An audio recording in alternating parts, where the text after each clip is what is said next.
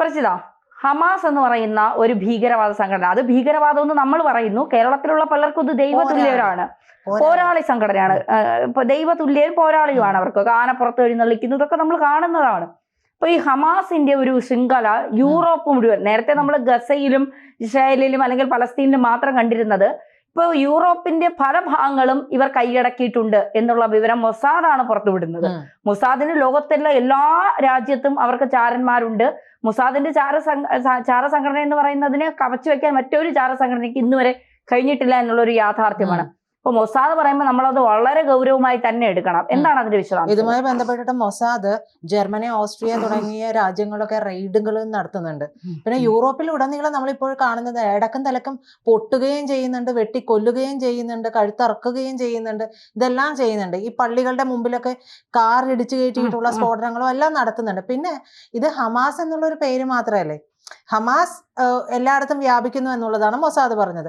ഈ ഹമാസിന് തന്നെ എത്രത്തോളം പേരുകൾ മാറ്റാൻ പറ്റും? തീർച്ചയായിട്ടും. ഈ ബൊക്കോ ഹറാം മുതൽ ജെയ്ഷെ, ഇവരെല്ലാം തമ്മിലൊരു അന്താരാഷ്ട്ര ബെൽറ്റ് ഉണ്ടല്ലോ, ഇസ്ലാമിക് ബ്രദർഹുഡ് എന്നല്ലേ പറയുന്നത്. ആ ബ്രദർഹുഡ് പൂത്ത് തളിർത്ത് വിരിഞ്ഞ് മൊട്ടിട്ടിങ്ങനെ പടരുകയാണ്. അപ്പോൾ പണ്ട് ഈ ഖിലാഫത്ത് എല്ലായിടത്തേക്കും വന്നതുപോലെ തന്നെയാണ് ഇപ്പോൾ ഈ രാജ്യങ്ങളിലേക്കൊക്കെ വന്നിട്ടുള്ളത്. ഈ യൂറോപ്പ് ആദ്യം പൊടിയും തട്ടി ഇരുന്നതാണ്. കാരണം ഇസ്രായേലിന് നേരെയും ഇന്ത്യക്ക് നേരെയും ഒക്കെ ഈ ഭീകരർ ആക്രമണം നടത്തുന്ന സമയത്ത് ഇവർ പറയും, ഓ ഇന്ത്യയിലല്ലേ, അത് കുഴപ്പമില്ല, അവർക്ക് കൊള്ളട്ടെ എന്ന് പറഞ്ഞതാണ്. പക്ഷേ ഇപ്പോ അവനവന്റെ നാട്ടിൽ കയറി, നമ്മൾ പറയാം വീട്ടിൽ കയറി അടി കൊണ്ട് കഴിയുമ്പോഴേക്കും എല്ലാവർക്കും വിഷമം മനസ്സിലാവും. അപ്പുറത്തെ വീട്ടിൽ വഴക്കിടക്കുമ്പോൾ നമ്മള് കൈ ഇങ്ങനെ കൊടുക്കും, കുറെ കൂടെ നടക്കണം, കുറെ നമ്മളെ വീട്ടിൽ വരുമ്പോഴാണ് നമ്മള് നിർത്ത് മതി നിർത്ത് എന്ന് പറയുന്ന ആ അവസ്ഥയാണ്. ആ അവസ്ഥ ഇപ്പൊ യൂറോപ്പിൽ ഉടനീളം ഉണ്ട് എന്നുള്ളതാണ്. ഇപ്പൊ അവരും സമ്മതിച്ചു തുടങ്ങിയിട്ടുണ്ട്. എന്തിനാണ് ട്രംപ് ഈ പറയുന്ന കുടിയേറ്റക്കാരെ മുഴുവനും പുറത്താക്കിയത്?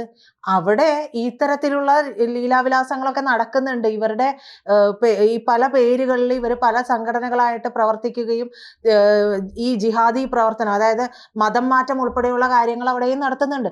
ഇത് ട്രംപച്ചായനെ മനസ്സിലായതുകൊണ്ടാണ്. ട്രംപിന് വെറുതെ എന്താ പറയുക വള്ളിക്കെട്ട് പിടിക്കാൻ താല്പര്യം ഉണ്ടായിട്ടൊന്നുമില്ല. ട്രംപിന് ഇത് കൃത്യമായിട്ട് മനസ്സിലായിട്ടുണ്ട്. പക്ഷെ മൂപ്പര് കാര്യങ്ങൾ നടപ്പാക്കിയത് കുറച്ച് പരുഷമായ രീതിയിലായിപ്പോയി. കൊണ്ടപ്പോൾ ഇന്ത്യക്കും കൊണ്ടു, അത് ഉള്ളത് പറയണമല്ലോ. അപ്പൊ ഇന്ത്യക്കും കൊണ്ടു എന്നുള്ളത് തന്നെയാണ്. അപ്പൊ ഈ പറയുന്ന യൂറോപ്പിലെ ഇസ്രായേൽ പൗരന്മാരെയും സ്ഥാപനങ്ങളെയൊക്കെ ആക്രമിക്കാനായിരുന്നു ലക്ഷ്യമെന്ന് പറയുന്നുണ്ട്.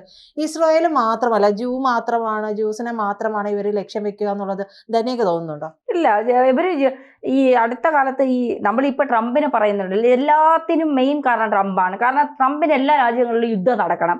യുദ്ധം നടക്കുമ്പോൾ ആരെങ്കിലും ആയിട്ടൊക്കെ യുദ്ധം നടത്തിയാൽ, അത് ഭീകര സംഘടനകളൊന്നും അല്ലെങ്കിൽ രാജ്യങ്ങളൊന്നും അങ്ങനെയൊന്നും ട്രംപിനില്ല. ട്രംപിന് യുദ്ധം നടക്കണം. യുദ്ധം നടന്നാലേ ട്രംപിന് അമേരിക്കയ്ക്ക് സാമ്പത്തികമായി, അമേരിക്കൻ പ്രസിഡന്റുമാർക്ക് എല്ലാം അങ്ങനെ ഒരു ചിന്തയുണ്ട്. അമേരിക്ക ലോക പോലീസായി നിൽക്കണമെങ്കിൽ അവർക്ക് സാമ്പത്തികം വേണമെങ്കിൽ അവിടെ യുദ്ധം നടക്കണം. അപ്പൊ എങ്ങനെയെങ്കിലും ഏതെങ്കിലും രാജ്യങ്ങളെ പിരികേറ്റി യുദ്ധം നടത്തിക്കുക, എന്നിട്ട് ഇവിടുന്ന് ആയുധങ്ങളും പൈസ അവർക്ക് കൊടുത്തിട്ട്, ഇപ്പൊ യുക്രൈനെ തന്നെ കണ്ടില്ലേ, മൊത്തത്തിൽ അടിപതറിപ്പിച്ച് ഇപ്പൊ റഷ്യ പറയുന്നതെല്ലാം ഉക്രൈൻ അംഗീകരിച്ചു, എല്ലാം അംഗീകരിച്ച് ഒന്നും വേണ്ടായിരുന്നു. ആദ്യമേ മര്യാദക്കിരുന്നെങ്കിൽ ഒരു പ്രശ്നവും വരൂലായിരുന്നു. ഇപ്പം ഇവന്റെ മറ്റേ എല്ലാ പൈസയും കൊടുത്ത് പിന്നെ ആയുധങ്ങളും എല്ലാം കൊടുത്തപ്പോ ഇപ്പൊ ഉക്രൈൻ അമേരിക്കയുടെ കാലിനടിയിലായി. ഇതാണ് ട്രംപിന്റെ ഒരു അവസ്ഥ. അപ്പൊ ട്രംപ് ഇവരെല്ലാം വളർത്തിക്കൊണ്ടിരുന്നതിന്റെ ഇടയ്ക്കാണ് ഇപ്പോ ഈ അടുത്ത കാലത്ത് അമേരിക്കയില് ഈ കുടിയേറ്റക്കാരായവർ അങ്ങോട്ടും ഇങ്ങോട്ടും തല്ലി മരിക്കുന്നു, ഭീകരവാദികൾ കയറി ജൂതന്മാരെന്ന് പറഞ്ഞ് പലരെയും കൊല്ലുന്നു, അതിൽ അമേരിക്കക്കാർ അടക്കമുള്ളവരുണ്ട്, ഇവരെയൊക്കെ കൊല്ലുന്നു. നമുക്കറിയാത്ത കാര്യം എന്ന് പറഞ്ഞാൽ ഈ ലോകം ഭരിക്കുന്നത് ജൂതന്മാരാണ്. ലോകത്തിന്റെ എല്ലാ ഭാഗത്തും എല്ലാ ഉന്നതങ്ങളിലും ഇരിക്കുന്ന ജൂതന്മാരാണ്. ഈ ജൂതന്മാരെ അത്ര പെട്ടെന്നൊന്നും ആർക്കും ഒന്നും ചെയ്യാൻ കഴിയില്ല. അത് അറിഞ്ഞുകൂടാത്ത പൊട്ടന്മാരെ അവരെ കണ്ടുപിടിക്കാനേ പറ്റൂല. അതുമല്ല, അവര് കണ്ടുപിടിക്കാത്ത എന്തെങ്കിലും ഒരു കാര്യം നമ്മൾ ഉപയോഗിക്കുന്നുണ്ടോ? ഇല്ല, വെറുതെ അല്ലല്ലോ അവര് പേജറിൽ കക്കൂസി പോലും പോവാൻ ഇവന്മാർ പേടിച്ചു, ഹമാസ്. കാരണം അവിടെ ഇരുന്ന് പൊട്ടുവെന്ന് വരെ ഇവന്മാർക്ക് പേടിയായിപ്പോയി. ആ തരത്തിലേക്ക് ബുദ്ധി ഉപയോഗിച്ച് ചെയ്യാൻ പറ്റുന്നവരാണ് ഈ ജൂതന്മാരെന്ന് പറയുന്നത്. ഈ ഡീപ് സ്റ്റേറ്റ് എന്ന് പറയുന്നതിന്റെ തലപ്പത്ത് വരെ ജൂതൻ എന്നാണ് പറയുന്നത്. അതിന്റെ അത്ര വലിയ മേൽത്തട്ടിൽ ഇരിക്കുന്നവന്മാരാണ്, അവന്മാരോടാണ് ഇവന്മാര് കളിക്കാൻ പോകുന്നത്. അപ്പോ നേരത്തെ വിചാരിച്ച ഇസ്രായേൽ അല്ലേ, ബെഞ്ചമിൻ നെതന്യാഹു ഏകാധിപതിയാണ്, സ്വന്തമായി തീരുമാനമെടുക്കുന്ന ആളാണ് എന്നാ അങ്ങ് കൊള്ളട്ടെ എന്ന്. ഇന്ത്യയിൽ വന്നവൻ പറഞ്ഞു നരേന്ദ്രമോദി ഏകാധിപതിമാരുടെ പതനം ഇങ്ങനെയായിരിക്കും, അതുകൊണ്ട് ഈ പാകിസ്ഥാൻ വന്ന് അടിക്കട്ടെ, കൊല്ലട്ടെ, ജനങ്ങൾ തീരട്ടെ, മതം ചോദിച്ച് തീർക്കട്ടെ. അത് ഇന്ത്യയിലല്ലേ, കുഴപ്പമില്ല, ഇന്ത്യക്കാരൊക്കെ അങ്ങനെ തന്നെ വേണം, മുസ്ലിങ്ങൾക്ക് ഇന്ത്യയിൽ സുരക്ഷിതമല്ല, അതുകൊണ്ട് ഇന്ത്യയിലുള്ള ഹിന്ദുക്കളും ക്രിസ്ത്യാനികളൊക്കെ അത് തീരട്ടെ എന്ന്.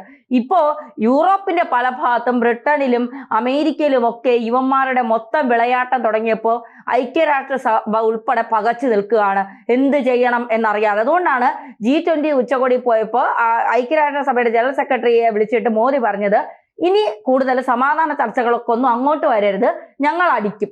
അത് തീരുമാനിച്ച കാര്യമാണ്. കുറച്ച് രാജ്യങ്ങളെ ഞങ്ങൾക്കത് ബോധ്യപ്പെടുത്താനുണ്ട്. അതിന്റെ പുറത്താണ് ഞാൻ ഈ സമ്മേളനത്തിന് വന്നത്. ഞാനത് ബോധ്യപ്പെടുത്തിയിട്ട് അങ്ങ് പോവും. ഇനി ഇതും പറഞ്ഞിട്ട് സമാധാനമാണ് അഖിലസാഗര മൂഴി അതൊന്നും പറഞ്ഞുകൊണ്ട് ഇങ്ങോട്ട് വരണ്ട എന്ന് കൃത്യമായി അയാൾക്കൊരു നിർദ്ദേശം ഇന്ത്യൻ പ്രധാനമന്ത്രി കൊടുത്തിട്ടുണ്ട്. അപ്പോ ഇത് ഞാൻ പറയുന്നത് യൂറോപ്യൻ രാജ്യങ്ങൾക്ക് മാത്രമല്ല, കേരളത്തിലിരിക്കുന്ന കുറേമാരുടെ മൂട്ടിക്കൂടെ ഉമാര് കൊണ്ടുവന്ന് വെടിയുതിർക്കണം, പൊട്ടിക്കണം. കാരണം ഈ ആനപ്പുറത്ത് എഴുന്നള്ളിച്ചവന്മാരും ഐക്യദാർഢ്യം എന്ന് പറഞ്ഞ് റോഡ് നീളെ വിളിച്ച് പ്രസംഗിച്ചുകൊണ്ട് നടന്നവന്മാരും ഫേസ്ബുക്കിലും അവിടെ എവിടെയൊക്കെ യവന്മാര് വാഴ്ത്തപ്പെട്ടവനും വിശുദ്ധനുമാണെന്ന് പറഞ്ഞ് സ്റ്റാറ്റസ് ഇട്ടവന്മാരും ഒക്കെ അറിയണം. നടത്തിയിട്ട് പൊട്ടിക്കരയുന്ന ആൾക്കാരുണ്ട്. ആർക്കും ഒരു ദണ്ണം ഉണ്ടായിരുന്നില്ല. ഒരു ചേച്ചി, ആ ചേച്ചിയുടെ പേര് എനിക്ക് ഉണ്ടാകാം, മറ്റേ എന്താ അതിന്റെ പേര്, എന്തോ ഒരു പേര്, എന്തോ ഒരു സാധനം, അത് പേര് പറഞ്ഞു. അത് വിട്ടിട്ട് ഡോക്ടർമാർ അവര് പറഞ്ഞത് കറക്റ്റാ. ഈ പറഞ്ഞ പിള്ളേര് മുഴുവനും ജീവനോടെ ഉണ്ട്. ഈ പിള്ളേർ മുഴുവൻ ജീവനോടുള്ളതല്ല, അത് ജീവനോടെ ഇരിക്കട്ടെ. ഇവര് പറഞ്ഞ എത്ര ഡോക്ടർമാരാണ്, എത്ര എഞ്ചിനീയർമാരാണ്, ഇപ്പൊ തന്നെ വൈറ്റ് കോളർ ടെററിസം ഉള്ള എല്ലാ ഡോക്ടർമാരാ. അവര് പറഞ്ഞത് ശരിയാ. ഇവരൊക്കെ വലുതായിട്ട് ഡോക്ടർമാരും എഞ്ചിനീയർമാരുമായി ടെററിസം രാജ്യത്തെ തകർക്കാനുള്ള കാര്യങ്ങൾ ചെയ്യുന്നു. കറക്റ്റാ പറഞ്ഞത്. ആ പറഞ്ഞതിൽ തെറ്റില്ല, നമ്മൾ ഒരു അക്ഷരം മാറ്റി വെക്കാനില്ല, എല്ലാം കറക്റ്റാ. ഈ അടുത്ത കാലത്ത് അവര് പറയുന്നത് എന്നെ ട്രോളുന്നവരോടൊന്നും എനിക്കൊന്നും പറയാനില്ല. സംഘപരിവാർ ഭീകരത, ഇത് അജണ്ടക്കെതിരെയോ ഭീകരതക്കെതിരെയോ വീണ്ടും പോരാട്. സംഘപരിവാർ ഭീകരതക്കെതിരെ പോരാടുന്നതിനൊന്നും കുഴപ്പമില്ല. ഇവിടെ അവസ്ഥ ഉണ്ടാക്കരുത്. കാരണം എന്ന് വെച്ചാൽ ഈ ഇന്ത്യയിലേക്ക് ഇപ്പോ നമ്മൾ RSSന് എന്തൊക്കെ RSS വർഗീയവാദമാണ്, അല്ലെങ്കിൽ അങ്ങനെയാണ് ഇങ്ങനെയാണ് എന്ത് തേങ്ങയാണോ ഇവർ പറഞ്ഞോട്ടെ, അതൊന്നുമല്ല പ്രശ്നം. RSS എന്ന് പറയുന്ന ഒരു രാഷ്ട്രീയ സ്വയംസേവക സംഘം ഇവിടെ ഇങ്ങനെ പൊതിഞ്ഞു കെട്ടി നിൽക്കുന്നത് കൊണ്ടാണ് പുറത്തുനിന്ന് തീവ്രവാദികൾ കയറി ഇന്ത്യയിലെ വലിയ പ്രശ്നങ്ങൾ ഉണ്ടാക്കാത്തത്. ഇപ്പൊ തന്നെ എത്ര പൊട്ടല് ഡ്രോണുകൾ ഉപയോഗിച്ച് വരെ ഇന്ത്യയെ തകർക്കാൻ നിന്നവന്മാരെ അതിൽ നിന്ന് ഇല്ലാതാക്കിയത് RSS എന്നല്ല ഞാൻ പറയുന്നത്, അവരുടെ കൃത്യമായ വീക്ഷണമാണ്. അതിന്റെ പ്രധാനമന്ത്രി അതിന്റെ ആഭ്യന്തരമന്ത്രിമാരുമാ ഇന്ത്യ ഭരിക്കുന്നത്. അപ്പൊ അവർക്ക് കൃത്യമായിട്ട് അറിയാം എങ്ങനെയാണ് ഒരു രാജ്യത്ത് സ്ഫോടനം ഉണ്ടാക്കാൻ, ആ രാജ്യത്തെ തകർക്കാനും വേണ്ടിയിട്ട് ഇവർ ഇവിടെ ഈ കൃത്യമായിട്ട് പറഞ്ഞാൽ ഇന്ത്യ ഇപ്പൊ ഭരിച്ചത് കോൺഗ്രസ് ആയിരുന്നുവെങ്കിൽ ഈ ഇവന്മാര് ആസൂത്രണം ചെയ്ത എല്ലാ കാര്യങ്ങളും ഇവിടെ നടന്നേനെ. എല്ലായിടത്തും ബോംബ് പൊട്ടിയേനെ, ഡ്രോണുകളും വന്നേനെ. നടക്കുകയും ചെയ്യും. ഇനിയിപ്പോ ഭാവി പ്രധാനമന്ത്രി എന്ന് പറയുന്നത് രാഹുൽ ഗാന്ധിയാണല്ലോ. അല്ല, ഭരിക്കുകയാണെങ്കിൽ നേരെ പോയിട്ട് അവിടെ പീസ് ടോക്കിനായിരിക്കും. കോൺഗ്രസിന്റെ രീതി അങ്ങനെയാണ്. ഇവിടെ പൊട്ടിച്ചു കഴിഞ്ഞാൽ അപ്പൊ പോയി പാകിസ്ഥാനിൽ പോയിട്ട് പീസ് ടോക്ക് നടത്തും, സമാധാന ചർച്ച. അല്ല, അത് കുറച്ച് സമയം എടുത്തിട്ട് വേണം അടുത്തത് പൊട്ടിക്കാൻ, കേട്ടോ. അല്ല, മറ്റേ നമ്മുടെ 2008 മുംബൈ ഭീകരാക്രമണം, ചിദംബരത്തിന്റെ കുറ്റസമ്മതം കേട്ടില്ലായിരുന്നു? മറ്റേ അമേരിക്കൻ സ്റ്റേറ്റ് സെക്രട്ടറി വന്ന് പറഞ്ഞപ്പോ കൊണ്ടലീസ റൈസ് വന്ന് പറഞ്ഞപ്പോ ഞങ്ങൾ മുട്ടുകുത്തി അങ്ങ് തൊഴുതു നിന്നു വന്ന് പാകിസ്ഥാനെതിരെ ഒരു ചെറുവിരൽ. നമ്മുടെ സൈനികരുടെ ചങ്കൂറ്റത്തിനാണ് ഇവര് വിലയിട്ടത്. നമ്മുടെ എത്ര സൈനികരെ നമുക്ക് നഷ്ടമായി, എത്ര പോലീസ് ഉദ്യോഗസ്ഥരെ നമുക്ക് നഷ്ടമായി. അതിന് കോൺഗ്രസിന് മറുപടി പറയാനുണ്ട്. അതിനൊന്നും കോൺഗ്രസിന് മറുപടി പറയാനില്ല. എന്തെങ്കിലും ഇവിടെ വേണ്ടി ഇന്റലിജൻസ് വീഴ്ച, മോദിയുടെ വീഴ്ച. മറ്റേ രാവിലെ ഞങ്ങളുടെ ഒരു ടോക്കിൽ മീഡിയ മലയാളത്തിന്റെ ടോക്കില് രാജേന്ദ്രൻ സാർ ചോദിച്ചതുപോലെ ഇന്ദിരാഗാന്ധി മരിച്ചപ്പോൾ ഇന്റലിജൻസ് വീഴ്ചയില്ല, രാജീവ് ഗാന്ധി മരിച്ചപ്പോൾ ഇന്റലിജൻസ് വീഴ്ചയില്ല, ഇവിടെ സ്ഫോടനങ്ങളും കാർഗിൽ യുദ്ധം ഉണ്ടായപ്പോഴൊന്നും ഇന്റലിജൻസ് വീഴ്ചയില്ല.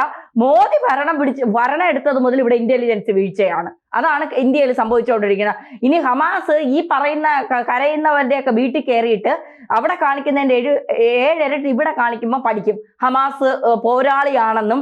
അവന്മാർക്ക് കാണിച്ചു കൊടുക്കാൻ, ഇവന്മാർക്ക് ഈ സോഷ്യൽ മീഡിയയിൽ കിടന്നുള്ള ഇതൊന്നും അറിയണ്ടേ. ഇവന്മാർക്ക് വീക്ക്നെസ് പെണ്ണും ഈ പൊട്ടിക്കലും ആണല്ലോ. അവിടെയാണല്ലോ ഇവന്മാരുടെ സ്വർഗത്തിലാണ് കൂറികളും പാൽപ്പുഴയൊക്കെ. ഇവന്മാർക്ക് ഇവിടെ ഇതൊന്നും ഇല്ലല്ലോ. അതുകൊണ്ട് ഈ മാറ്റി നിർത്തപ്പെടേണ്ടത് എന്നായാലും മാറ്റി നിർത്തപ്പെടണം. അതിന് സംഘപരിവാറാണെങ്കിൽ ആരാണെങ്കിലും, ആര് ഭീകരവാദ പ്രവർത്തനം കാണിച്ചാലും, ആര് രാജ്യത്തിനെതിരെ നിന്നാലും അവരെ മാറ്റി നിർത്തപ്പെടേണ്ടവരാണെങ്കിൽ മാറ്റി നിർത്തപ്പെടുക തന്നെ വേണം. അതിലൊരു മാറ്റവും ഇല്ല. ഹമാസിന് ലോകം മുഴുവൻ ശൃംഖലയുണ്ടെങ്കിൽ ഇന്ത്യയിലും കേരളത്തിലും ഒക്കെ വരാൻ അധികം, പ്രത്യേകിച്ച് കേരളം അമ്മയുടെ ഗർഭപാത്രം പോലെ സുരക്ഷിതമാണ് തീവ്രവാദികൾക്ക്. അതുകൊണ്ട് പ്രത്യേകിച്ച് അവർക്ക് വിഷമോ പെട്ടെന്ന് തന്നെ ഇവിടെ വന്നിട്ട് അവർക്ക് എല്ലാം വ്യാപിപ്പിച്ചിട്ട് എല്ലാത്തിനെയും കൊണ്ടൊരുമിച്ച് അങ്ങ് പോവാം. കൂടുതൽ വാർത്തകളും വിശേഷങ്ങളും നിങ്ങളിലേക്ക് എത്താൻ ABC മലയാളം സബ്സ്ക്രൈബ് ചെയ്യുക, ബെൽ ബട്ടണും അമർത്തുക.